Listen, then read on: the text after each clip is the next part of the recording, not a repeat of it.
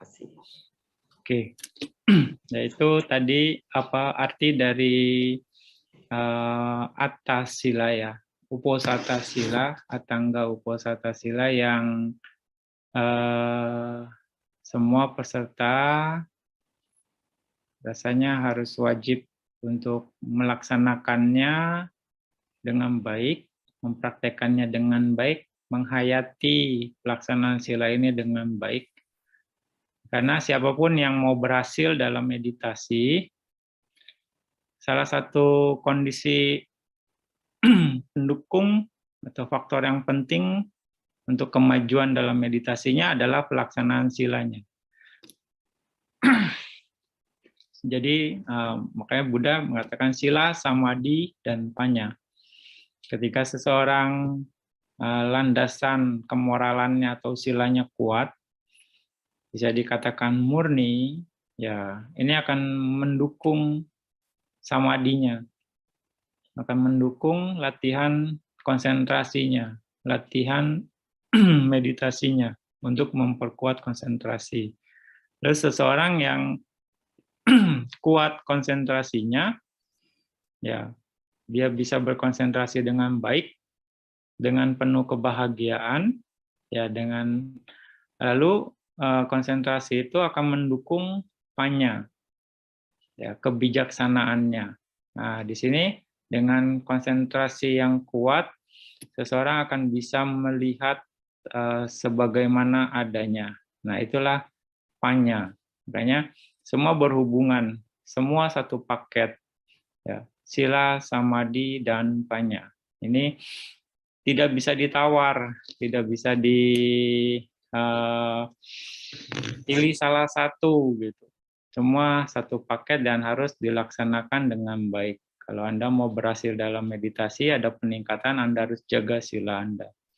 Kalau Anda mau bisa melihat Dhamma sebagaimana adanya, Anda harus latihan konsentrasi, Anda harus perkuat samadhi Anda. Seperti itu.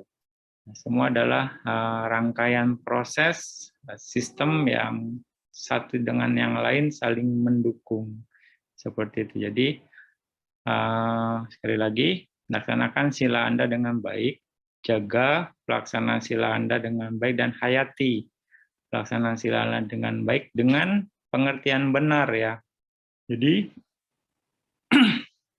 bukan dengan rasa takut, bukan dengan rasa khawatir atau kegelisahan, nanti saya mungkin bisa melanggar sila ini, bukan. Tapi Anda harus melaksanakannya dengan baik, dengan menghayati, dan kalau Anda bisa menghayati ini, ya semua akan aman, dan justru itu akan membuat pikiran Anda lebih tenang. Karena seseorang yang terjaga silanya atau moralitasnya, atau seorang yang etika hidupnya kuat, tinggi, dia tidak akan pernah disalahkan oleh yang lain dan juga termasuk dirinya sendiri gitu. Tidak ada celah untuk disalahkan. Nah, dengan begitu hidupnya akan tenang. Dengan hidupnya tenang, dengan memperoleh ketenangan, ada kebahagiaan di sana, makanya seseorang bisa dengan mudah berkonsentrasi.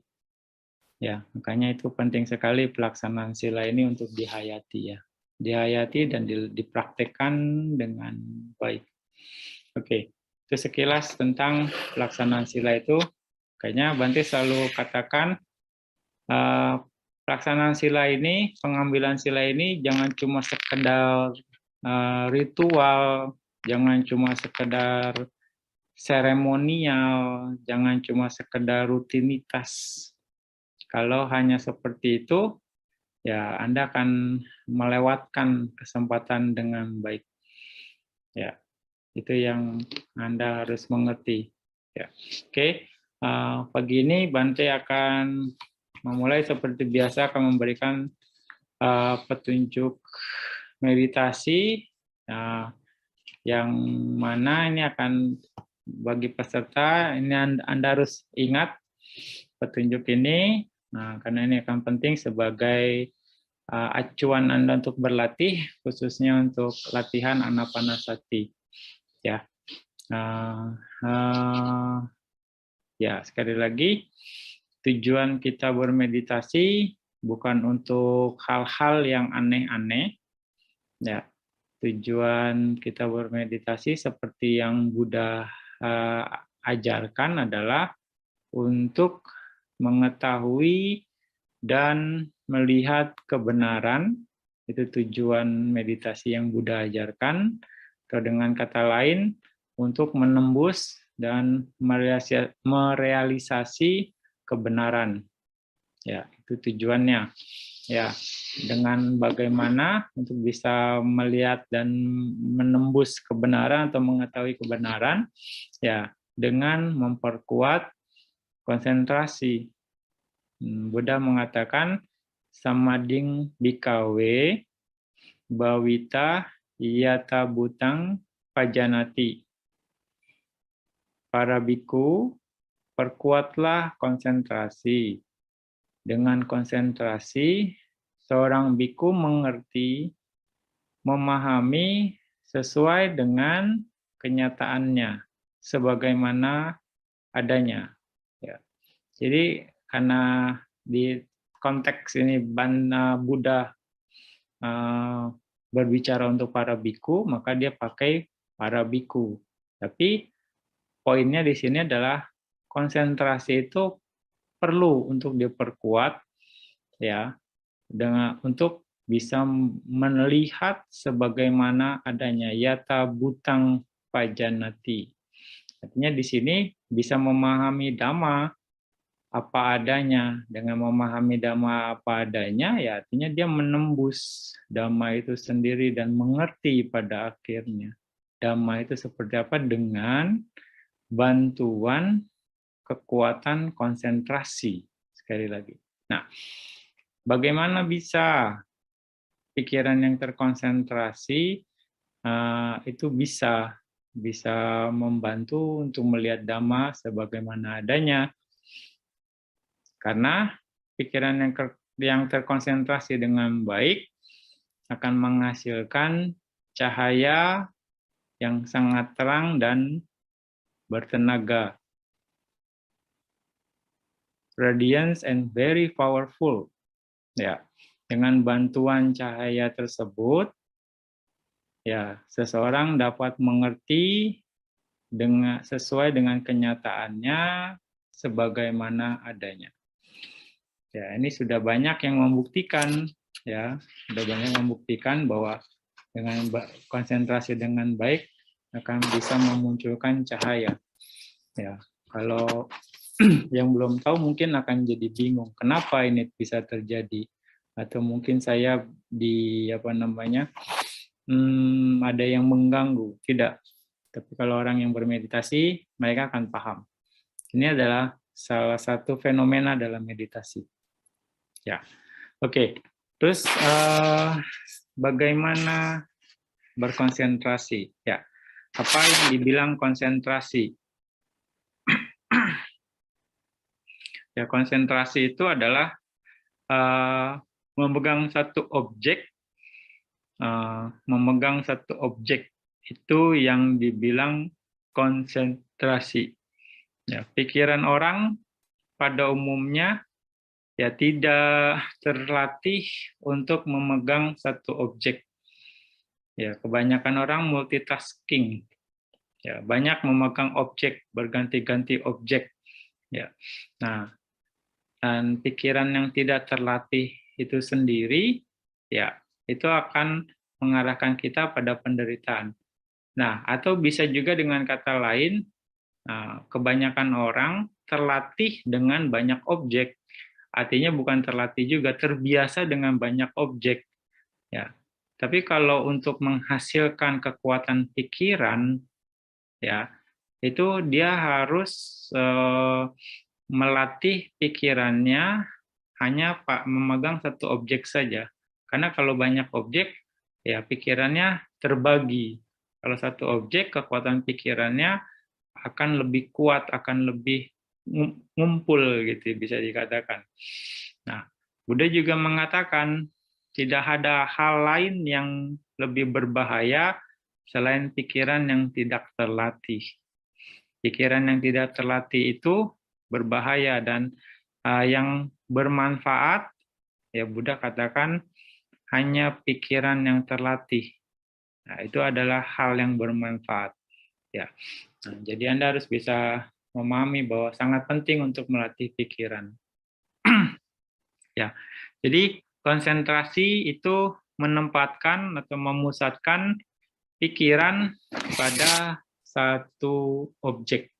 Itu yang dibilang konsentrasi. Jadi konsentrasi itu berguna untuk menyatukan pikiran. Ya, dibilang cita ekagata, keterpusatan pikiran. Juga dikatakan bahwa menyatukan pikiran di sini dengan kata lain kecocokan atau persesuaian atau keharmonisan kesadaran dan faktor-faktor kesadaran yang mengikutinya. Ya, artinya di sini cita dan cetasika selaras, cocok, harmonis satu dengan yang lain pada saat fokus pada satu objek. Ya. Karena yang belajar Abhidhamma ini akan bisa paham ada cita dan cetasika, jadi semua kesadarannya dan juga cetasikanya, cita dan cetasikanya itu harmonis sesuai pada saat fokus pada satu objek.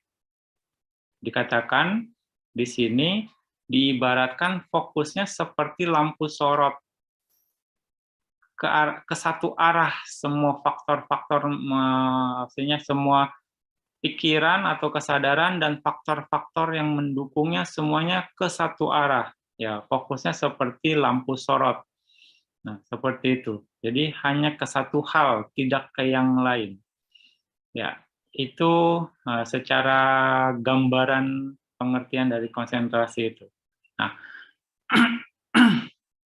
dikatakan juga, jadi konsentrasi itu keadaan mental, ya keadaan mental di sini ya bisa dikatakan cita dan cetasikanya yang menyatu dengan kuat pada satu objek. Yang menyatu dengan kuat pada satu objek. Makanya dibilang fokusnya seperti lampu sorot. Artinya tapi tidak ditekan nih, tapi kalau lampu sorot Anda bisa bayangkan dia fokus ke satu titik, dia fokus ke satu hal, tidak melebar. Seperti itu. Ya. Nah, jadi berkonsentrasi artinya pemusatan kesadaran dan faktor-faktor kesadaran secara rata atau seimbang dan benar pada satu objek. Ya, pemusatan kesadaran atau pikiran dan faktor-faktor mentalnya atau faktor-faktor kesadarannya seimbang dan benar pada satu objek. Tidak ada yang dominan, misalnya wirianya terlalu besar, tidak juga. Atau juga kebijaksanaannya terlalu dominan, tidak juga. Nah, di sini. Makanya perlu ketenangan, perlu keseimbangan untuk bisa mengarahkan itu semua. Ya. Juga atau mungkin bisa dikatakan ada faktor yang terlalu mengarahkan ke objeknya juga. Ya, tidak juga kayak witaka wicara, itu kan salah satu faktor mentalnya. Jadi semuanya harus seimbang. Dan juga tidak terganggu, tidak terpecah, tersebar, atau tidak tercerai-berai. Nah, jadi di sini kalau orang yang punya konsentrasi, pikirannya tidak akan lari kemana-mana. Pikirannya tidak akan lari untuk mengetahui pikiran yang lain. Tidak akan lari untuk melihat fenomena-fenomena yang lain. Pikirannya juga tidak akan lari, kesadarannya tidak akan lari untuk merasakan sensasi-sensasi yang lain selain objek meditasi saja. Nah, Anda harus latih ini, ya.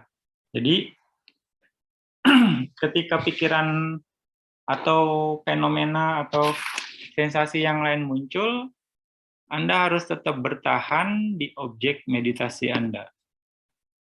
Ya, apapun itu, perasaan khawatir, perasaan gelisah, perasaan takut, perasaan terganggu, perasaan senang, perasaan bahagia, perasaan tenang, perasaan damai, itu semua adalah sensasi dalam meditasi.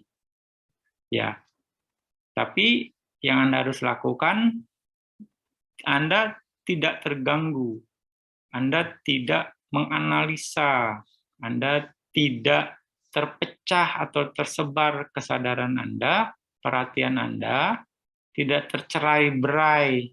Maksudnya mungkin di sini, oh ini apa? Oh ini kok begini? Oh ini kok begitu? Terus Anda hanya memperhatikan sensasi di sekitar Anda. Nah, artinya itu sudah lari dari objek. Ya, jadi Anda harus memegang satu objek, ya, memusatkan kesadaran dan faktor-faktor kesadarannya ke satu objek secara seimbang dan benar. Ya, itu adalah pengertian dari konsentrasi yang Anda harus bisa pahami dengan baik. Ya, itu. Jadi terus saja dengan berusaha dengan baik, dengan pikiran yang tenang, mengetahui, menyadari objek meditasi Anda. Ya, oke. Nah, karakteristik dari konsentrasi itu sendiri tidak mengganggu. Artinya hanya satu objek saja. Fungsinya juga mengurangi gangguan. Nah, ketika Anda bisa konsentrasi dengan baik, justru dia akan mengurangi gangguan yang lain. Anda akan enjoy, bisa dikatakan, Anda hanya akan melihat objek satu saja gitu. Makanya diibaratkan seperti lampu sorot yang hanya fokus ke satu arah, ke satu titik. Ya, tidak akan mengurangi gangguan gitu. Gangguan untuk fokus itu sendiri. Ya. Terus juga manifestasinya tidak goyah. Nah, dia mantap di satu objek. Nah, di sini. Ya, kalau misalnya Anda masih mengetahui pikiran yang lain, ya Anda harus usahakan balikin lagi ke objek meditasi Anda. Terus sampai Anda betul-betul mantap. Anda betul-betul tidak goyah di satu objek meditasi, tapi juga tidak dipaksa, sekali lagi. Tidak dipaksa ya. Anda harus secara alamiah mengetahuinya, ya, seperti itu. Jadi biarkan usaha berkembang dengan stabil, tidak dengan memaksa. Ya. Nah, sebab terdekatnya adalah kebahagiaan, kegembiraan. Jadi Anda bisa berkonsentrasi dengan baik karena Anda happy. Sekali lagi, karena Anda gembira, ada kegembiraan dalam pikiran Anda dalam mengamati objek meditasi, bukan terbebani. Jadinya, aduh kok saya nggak bisa konsen nih, aduh kok pikirannya banyak sekali nih, aduh kok kaki sakit nih, aduh kok berisik di samping nih, di sekitar nih, aduh kok ada gangguan. Nah, Anda harus abaikan, itu akan membebani Anda. Itu membuat rasa tidak suka akan semakin kuat. Anda nggak happy jadinya menjalankan meditasi Anda. Ya, jadi betul-betul dengan tanda kutip, ya Anda harus menikmati. Anda harus menikmati latihan Anda. Dengan begitu Anda akan happy, Anda akan lepas. Jadi apapun yang terjadi, ya Anda enjoy saja, enjoy dengan objek meditasi Anda. Di situ akan memunculkan kebahagiaan. Jadi sebab terdekat dari konsentrasi itu adalah pikiran yang bahagia, artinya bahagia untuk bermeditasi. Di sini ada ada suatu istilah, dengan bahagia pikirannya menjadi terkonsentrasi. Itu ada di dalam Wisuddhimagga. Ya, dengan bergembira, dengan bahagia, pikirannya menjadi terkonsentrasi. Ya. Ini intro ini Anda harus pahami dengan baik. Ya. Ini akan sangat membantu untuk dipraktekkan. Ya. Jadi Anda tinggal bagaimana misalnya punya pengertian yang benar bagaimana berkonsentrasi. Oke, lalu dia akan ini anapanasati. Sekali lagi Bante akan menjelaskan anapanasati, Bante akan urai seperti biasa supaya paham, pemahaman Anda semakin jelas. Ana, apana, dan sati. Jadi anapanasati terdiri dari 3 kata, ana, apana, dan sati. Ana itu sendiri napas masuk, apana itu sendiri napas keluar. Ya, jadi sati itu sendiri memegang dengan mantap. Arti dari sati itu sendiri banyak bisa dikatakan, dan semua punya makna yang sama. Nah, tapi mungkin ada yang cocok satu dengan yang lain, atau maksudnya cocok dengan satu kata ini, atau bisa masuk, bisa mengerti dengan apa namanya arti tertentu, nggak ada masalah gitu. Kayak Bante terbiasa dengan memberikan banyak opsi pendekatan sudut pandang supaya bisa lebih paham. Tapi semuanya maknanya sama. Ya, jadi saat itu memegang dengan mantap, tidak berpindah-pindah, tidak bergerak, tidak menjauh dari objek, tidak bingung, tidak lupa terhadap objek, menjaga antara pikiran dan objek, mengarahkan atau menghadapi objek. Itu adalah ininya sati, pengertian dari sati. Jadi kalau kita sambungkan, kita gabungkan, anapanasati, jadi di sini memegang dengan mantap, napas masuk dan napas keluar. Nah, ini termasuk dalam manifestasi dari konsentrasi itu sendiri. Tidak berpindah-pindah dari napas masuk dan napas keluar. Ya, kesadaran Anda hanya ada di napas masuk dan napas keluar, tidak berpindah-pindah ke lain objek, ke sensasi yang lain, ke fenomena yang lain. Hanya ke satu objek saja. Ya, tidak berpindah-pindah dari napas masuk dan napas keluar. Tidak merasakan, maksudnya tidak berusaha mengetahui rasa misalnya panas, dingin, atau rasa nyaman, rasa damai, kebahagiaan, perasaan bahagia. Nah, kalau Anda merasakan itu, artinya Anda sudah berpindah dari objek. Jadi kesadaran Anda harus tidak berpindah-pindah dari napas masuk dan napas keluar, dan juga tidak bergerak dari napas masuk dan napas keluar. Nah, juga tidak menjauh dari napas masuk dan napas keluar. Juga tidak bingung dengan napas masuk dan napas keluar. Ya, juga tidak lupa terhadap napas masuk dan napas keluar. Harus dijaga antara pikiran, kesadaran dengan objeknya, yaitu napas masuk dan napas keluar. Dan mengarahkan atau menghadapi objeknya, yaitu napas masuk dan napas keluar. Tugas Anda hanya itu. Terus saja. Dan lakukan dengan bahagia. Lakukan dengan pikiran yang tenang dan secara alamiah. Jadi itu yang perlu Anda pahami pengertian dari anapanasati. Apa yang harus dilakukan? Anda hanya mengamati saja. Mengamati seperti penjaga gerbang.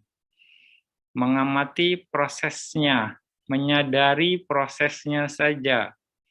Menyadari prosesnya saja agar lebih memahami, agar lebih mengerti prosesnya tersebut. Misalnya, oh seperti ini napas masuk, napas keluar, napas masuk, napas keluar. Oh seperti ini. Nah, semakin Anda mengerti, Anda akan semakin bahagia. Ya, Anda akan semakin tenang dan dengan begitu Anda akan semakin bisa berkonsentrasi. Menyadari prosesnya untuk bisa memahami, mengerti proses itu sendiri. Ya, jadi kalau misal ada sensasi seperti ini, oh ini sensasi, nggak boleh, saya harus balik lagi ke napas. Oh fenomena ini muncul, oh saya harus balik lagi ke napas. Nah, Anda akan mengerti akhirnya ada sensasi, ada fenomena yang muncul. Ya, oh seperti ini ya. Nah, tapi ya saya harus tetap di napas. Terus seperti itu. Pada akhirnya Anda akan mengerti, oh inilah meditasi, anapanasati. Oh inilah meditasi, latihan konsentrasi itu seperti itu prosesnya. Dan Anda sudah pegang kuncinya gitu. Ya. Oke. Bukan untuk mengontrol, bukan untuk mengatur dan juga bukan untuk mengubahnya. Ya. Jadi harus alamiah mungkin. Nah, di sini Anda harus memiliki kesabaran. Kesabaran dalam pikiran Anda, dalam attitude Anda, bukan semau-maunya Anda gitu. Jadi Anda harus betul-betul lepasin semua dan apa adanya saja sambil hanya berusaha Anda untuk menyadari napas Anda dengan baik. Ya bukan untuk mengatur, bukan untuk mengontrol, ya bukan mau-maunya Anda gitu. Terus saja dengan kesabaran dan pikiran yang tenang dan tetap menjaga ketenangan pikiran Anda. Ya, bukan juga untuk mengubahnya. Misalnya, ya Anda misalnya napasnya nggak jelas, terus Anda ubah mau napasnya jadi lebih jelas gitu. Bukan, Anda harus terima napas yang tidak jelas itu dengan baik, dengan pikiran yang tenang dan lebih sabar. Nah, dengan begitu, kalau pikiran Anda tenang, Anda akan bisa melihat napas yang tidak jelas itu dengan baik. Artinya napasnya sudah halus. Cuman sikap mental kita yang belum siap. Ya, kesadaran kita yang belum siap untuk melihat napas yang halus tersebut. Sekali lagi. Nah, Anda harus coba lagi, ulang lagi, menyesuaikan lagi dengan keadaan yang muncul sekali lagi ya. Bukan untuk merubahnya, bukan untuk mengaturnya, tapi menyesuaikan keadaan yang muncul itu seperti apa. Dan Anda akhirnya menyesuaikan dengan tepat. Dengan begitu kualitas konsentrasi Anda akan terus meningkat. Ya. Kalau seperti ini, oh saya harus begini. Kalau seperti ini, oh saya harus seperti ini. Kalau napas halus, saya harus lebih tenang, harus lebih sabar, harus lebih perhatian terhadap napas halus tersebut. Seperti itu. Terus, dan juga saya harus dengan tetap tekun mengamati napas halus tersebut. Kalau napasnya kasar, saya pun harus dengan tenang. Saya akan berusaha. Nah, itu. Terus Anda menyesuaikan dengan keadaan ya, yang berkembang dengan dinamika yang ada. Ya. Nah, tanpa keinginan, tanpa ekspektasi, dan tanpa kemelekatan. Lagi, bernapas secara alami, natural, dengan pikiran yang tenang, dan Anda menempatkan kesadaran atau pikiran ke objek meditasi di sekitar lubang hidung atau di atas bibir. Nah, ini adalah area pengamatan. Nah, atau dimanapun Anda merasakan napas dengan jelas, dimanapun. Ketika Anda tutup mata, misalnya Anda merasakan napas dengan jelas, fokus di sana. Tempatkan kesadaran Anda di sana. Ya. Terus Anda mengetahui napas masuk, napas keluar, napas masuk, napas keluar, napas masuk, napas keluar. Anda mengetahuinya, Anda menyadarinya. Nah, fokus pada napas di mana napas menyentuh. Akan ada sentuhan yang Anda rasakan, ya. Tapi bukan sentuhan itu bukan sensasi sentuhan itu yang Anda amati, tapi nafas yang menyentuh. Nah, nafas yang menyentuh di daerah tersebut, ya. Tapi bukan sentuhannya sekali lagi, ya. Tapi fokusnya, apa nafasnya itu. Nah, di awal Anda boleh mencatat, ya. Mencatat misalnya masuk, Anda catat masuk. Keluar, napas keluar, Anda catat keluar. Masuk, keluar, masuk, keluar, masuk, keluar. Untuk membiasakan atau untuk supaya Anda terbiasa, Anda mengenal lebih baik lagi nafas. Bisa membedakan napas masuk dan napas keluar dengan mencatat. Ya, itu juga bisa. Setelah Anda sudah terbiasa dengan polanya napas, Anda bisa menyetop, ya, menghentikan catatannya itu, tidak mencatat lagi. Anda hanya mengamati atau menyadari napas saja tanpa perlu mencatat. Kalau Anda sudah terbiasa, sudah familiar dengan napas itu sendiri. Sekali lagi, biarkan usaha berkembang dengan stabil. Biarkan usaha berkembang dengan stabil. Jadi jangan coba untuk dipegang, digenggam langsung erat-erat gitu ya. Ketika Anda sudah bisa mengetahui napas dengan baik, ya sudah, biarkan usaha berkembang dengan stabil. Anda jaga saja pola tersebut. Anda maintain saja pola tersebut, lama-lama dia akan menjadi kuat. Ya, balik lagi seperti itu. Biarkan usaha berkembang dengan stabil. Itu adalah konsentrasi ya. Bagaimana untuk memperkuat konsentrasi? Sekali lagi, memperkuat konsentrasi, Anda harus memusatkan atau menempatkan pikiran pada objek meditasi Anda terus-menerus dalam jangka waktu yang lama. Anda harus terus-menerus memusatkan pikiran pada satu objek, ya, dalam jangka waktu yang lama. Artinya seperti ini, Anda bisa konsentrasi 5 menit, berarti pikiran Anda kuat untuk berkonsentrasi selama 5 menit tanpa terputus. Ya, kalau Anda bisa fokus dengan baik selama 10 menit, artinya konsentrasi Anda kuat selama 10 menit. Ya, itu. Jadi durasi juga menentukan durasi dan kualitas nantinya. Ya, seperti itu. Jadi kuat di sini bukan berarti Anda harus pegang dengan kuat napasnya, cengkram, bukan seperti itu. Tapi Anda bisa mengamati napas Anda dengan baik, ya, selama 5 menit, artinya pikiran Anda itu kuat berkonsentrasi selama 5 menit. Ya, Anda bisa misalnya duduk setengah jam, pikiran Anda bisa fokus selama setengah jam pada objek meditasi. Bisa konsentrasi selama setengah jam pada objek meditasi. Nah, Anda menjaga itu. Nah, itu lama-lama pikiran Anda akan menjadi kuat. Ya, Anda duduk 1 jam, ya kalau konsentrasi Anda kuat, berarti Anda bisa fokus dengan baik, ya dengan kualitas yang baik pada objek meditasi Anda selama 1 jam. Ya, itu memperkuat konsentrasi. Ya. Sampai sini bisa paham ya, mudah-mudahan, karena pengertian ini penting sekali untuk Anda pahami untuk latihan Anda. Oke. Nah, bagaimana memulai latihan meditasi? Anda bisa memulai latihannya dengan posisi duduk. Ya, posisi bersila adalah posisi terbaik. Ya, duduk senyamannya Anda. Duduk senyamannya Anda. Ya, badannya usahakan tegak, tapi rileks dan tidak tegang.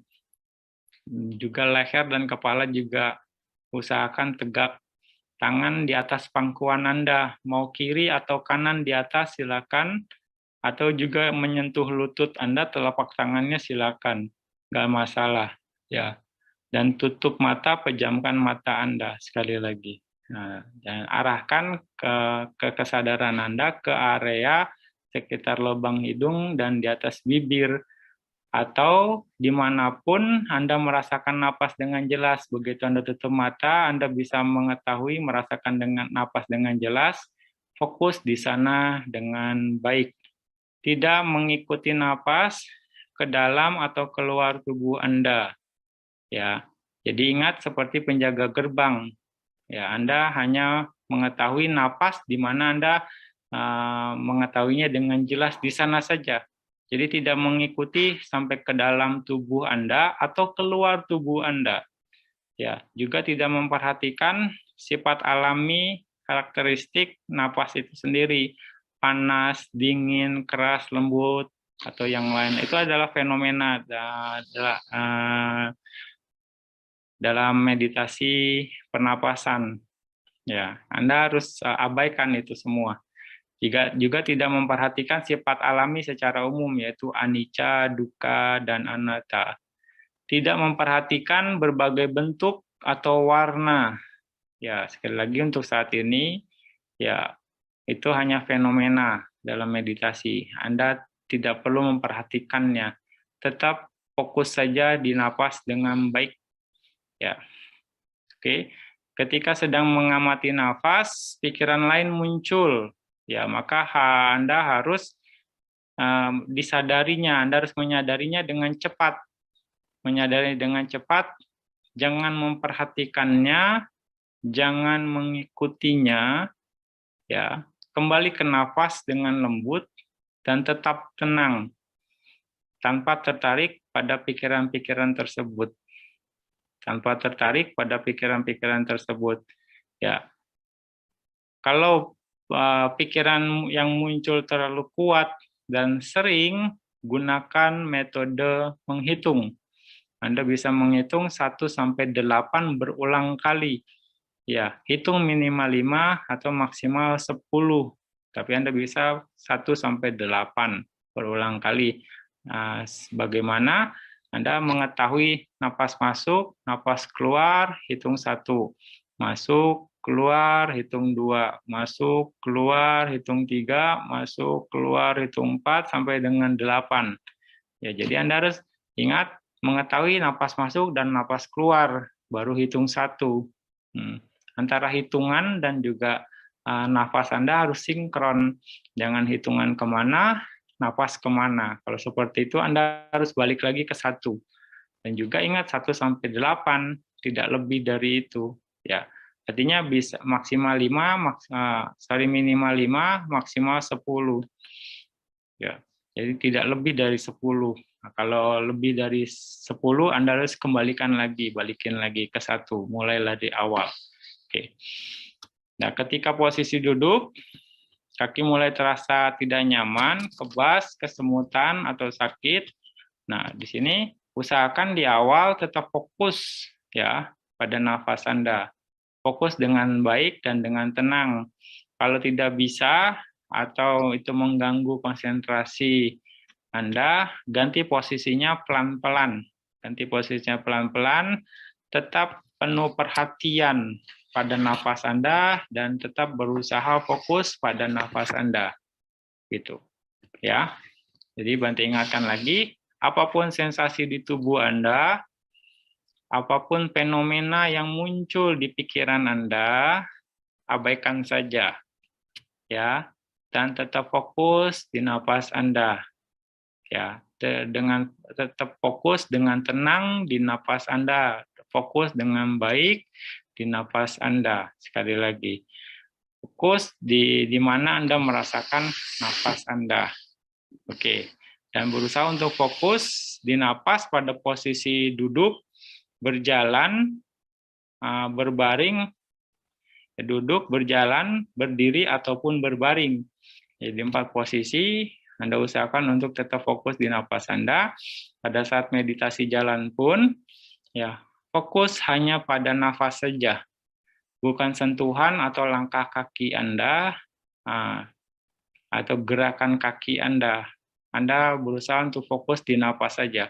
Nah, berjalannya tidak cepat, juga tidak lambat. Biasa saja jalannya, tidak cepat, tidak lambat. Sekali lagi, hanya fokus atau memperhatikan nafas kapanpun, dimanapun. Oke? Ya, jadi selama Anda meditasi, khususnya 1 harian ini, usahakan Anda tetap fokus saja di napas dengan baik.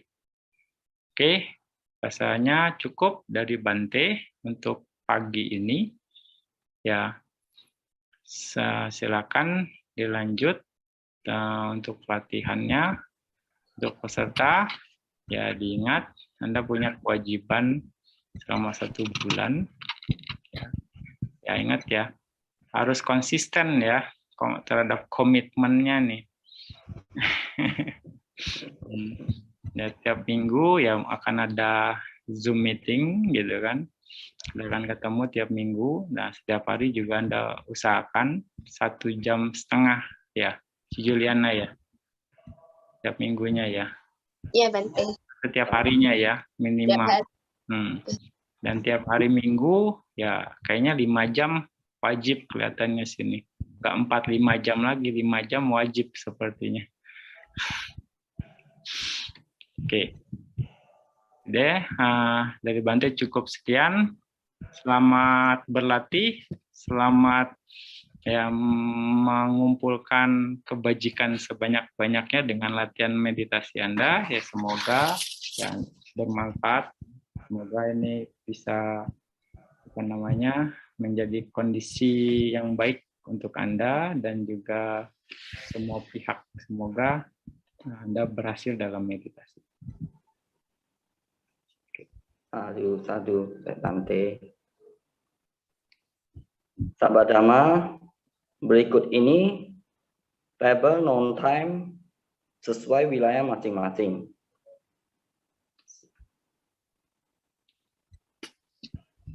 Oke, Banda Aceh, yang Medan, Padang, Jakarta, dan Surabaya, dan sekitarnya.